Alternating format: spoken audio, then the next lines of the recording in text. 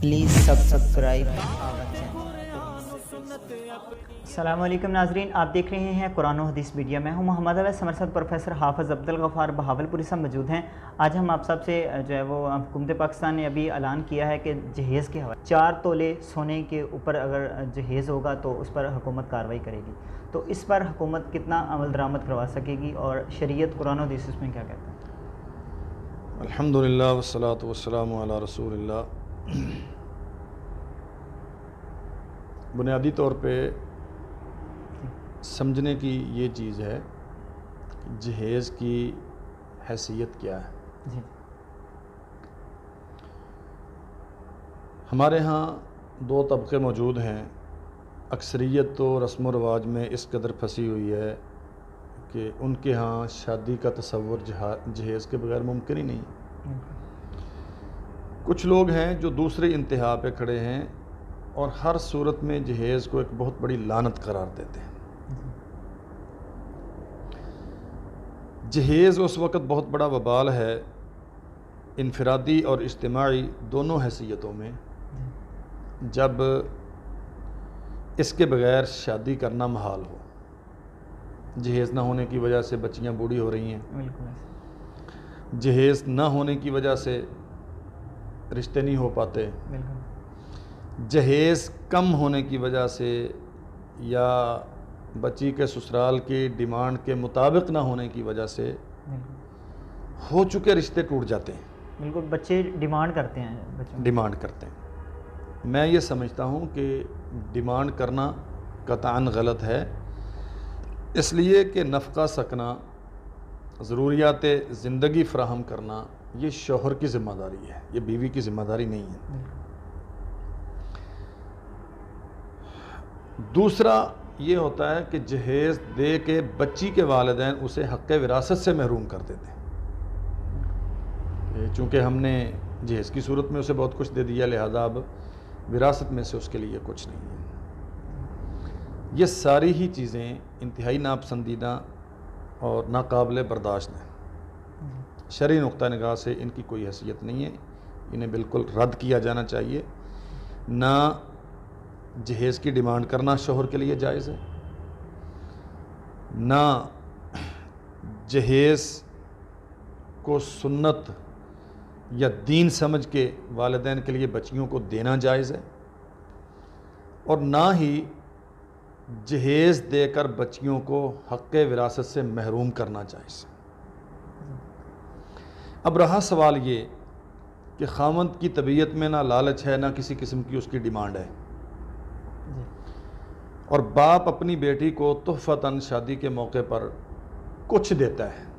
کچھ سے مراد وہ کئی ٹرک جہیز کے نہیں ہیں، کوئی چیز وہ سمجھتا ہے کہ چلیں یہ میرے گھر سے میری بیٹی جا رہی ہے تو وہ لے جائے۔ اس قسم کے تحفہ تحائف کو، جس کے نتیجے میں وہ اپنی بچی کو وراثت سے محروم نہیں کرتا، اسے لعنت قرار دینا بھی ٹھیک نہیں۔ نبی کریم صلی اللہ علیہ وسلم نے صاحبزادیوں کو شادی کے موقع پر کچھ نہ کچھ دیا۔ سیدہ رقیہ رضی اللہ عنہا، ان کے خاوند جب گرفتار ہو کے مدینہ منورہ میں نبی علیہ السلام کی خدمت میں پیش کیے گئے تو انہیں چھڑوانے کے لیے سیدہ نے اپنا ہار بھیجا تھا، جو ان کی والدہ محترمہ نے شادی کے موقع پر گفٹ کیا تھا۔ سیدنا علی المرتضیٰ رضی اللہ عنہ کی شادی کے موقع پر بھی کچھ چیزیں ایسی بنیادی ضرورت کی ملتی ہیں جو نبی علیہ السلام نے صاحبزادی کو یا داماد کو تحفتاً دی۔ تو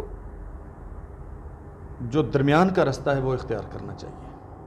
نہ تو جہیز شادی کا کوئی لازمہ ہے، اور نہ ہی تحفتاً شادی کے موقع پر اولاد کو دی جانے والی کوئی چیز لعنت ہے، بشرطے کہ اس وجہ سے بچیوں کو حق وراثت سے محروم نہ کیا جائے، اور بچی کے سسرال والے جہیز کی لالچ اور ڈیمانڈ نہ کریں۔ ایک بات،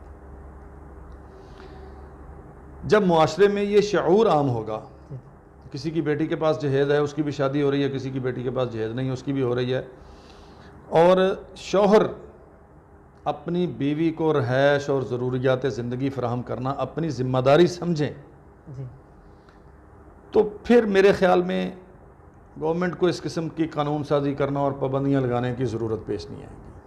بالکل جہاں تک موجودہ قانون کا تعلق ہے تو پاکستان میں بہت سارے قوانین پہلے موجود ہیں، جی کتنے فیصد ان پہ عمل ہوتا ہے؟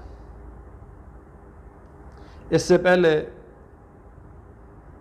نواز شریف گورنمنٹ میں شادی کے موقع پر کھانا جو دیا جاتا ہے 1 ڈش کی جی قانون سازی ہوئی۔ قانون سے غریب آدمی جو بیچارہ بہت زیادہ کھانے پہ تکلف کرنے کی پوزیشن میں نہیں ہے، بالکل اس پہ تو پولیس ریڈ کرتی ہے اور اس کی پکی پکائی دیگیں اٹھا کے لے جاتی ہے کہ 1 ڈش کی پابندی توڑ دی گئی ہے۔ اور جو بڑے لوگ ہیں وہ سارا کچھ پولیس کی نگرانی میں کرتے ہیں، بلکہ پولیس موجود ہوتی ہے، پولیس موجود ہوتی ہے، پولیس انوائٹڈ ہوتی ہے باقاعدہ، اور وہاں 1 ڈش کیا وہ کئی ستاروں والے ہوٹلز میں بکنگ ہوتی ہے بالکل اور وہاں پولیس کو دم مارنے کی ہمت ہی نہیں ہوتی۔ جی تو لگتا یہ ہے کہ یہ جو 4 تولے زیور میکسیمم جو حد بنائی ہے انہوں نے جہیز کی، یہ غرباء کے لیے، غریب آدمی اس سے تنگ ہوگا۔ جو عمراء ہیں جن کے لیے 4 تولے کیا اس سے بڑا بڑا تو ایک وقت کا ان کے کچن کا شاید خرچہ ہوگا، بالکل ان کے لیے کیا مسئلہ ہے؟ پھر جہیز دینے کی اگر کسی نے دینا ہے، شادی کے موقع پر نہیں دیا، 10 دن پہلے دے دیا، تو کیسے ممکن ہے اس پہ پابندی کروانا؟ فرنیچر میں نے اپنے گھر سے نہیں بنایا، جہاں میں اپنی بیٹی بھیج رہا ہوں وہیں سے بن گیا، اب میں نے پیمنٹ کی ہے وہاں، کون جانتا ہے کس نے کی؟ میکسیمم اس کی حد 4 تولے ہیں اور وہ 1.5 کروڑ کی گاڑی لے کے دے رہا ہے باپ اپنی بیٹی کو۔ بالکل ایسے مطلب قانون وہ بنایا جانا چاہیے جس پہ عمل کرنا ممکن ہو اور عمل کروانا ممکن ہو۔ تو میں یہ سمجھتا ہوں کہ اس قسم کی قانون سازی کی بجائے لوگوں کو اویئرنس دینی چاہیے، شعور کی ضرورت ہے۔ جب قوم اجتماعی طور پہ باشعور ہوگی اور ان معاشرتی تکلفات سے اپنے آپ کو بچائے گی، شریعت کے قریب ہوگی۔ رسول اللہ صلی اللہ علیہ وسلم نے فرمایا نکاح میں جتنی زیادہ آسانی اتنی زیادہ برکت ہے۔ جب ان چیزوں کو اختیار کرے گی تو پھر اس قسم کی مصیبتیں، شوہر یہ سمجھتا ہو کہ بیوی کو بنیادی ضروریات زندگی بشمول رہائش فراہم کرنا میری ذمہ داری ہے، بالکل اور شادی سے پہلے اپنے آپ کو وہ ذہنی طور پہ اس کے لیے تیار کرے۔ جی بچی کا باپ یہ سمجھتا ہو کہ میری بیٹی کو جہیز نہ ہونے کی وجہ سے کوئی ریجیکٹ نہیں کرے گا، تو پھر اس قسم کی قانون سازی کی ضرورت پیش نہیں آئے گی۔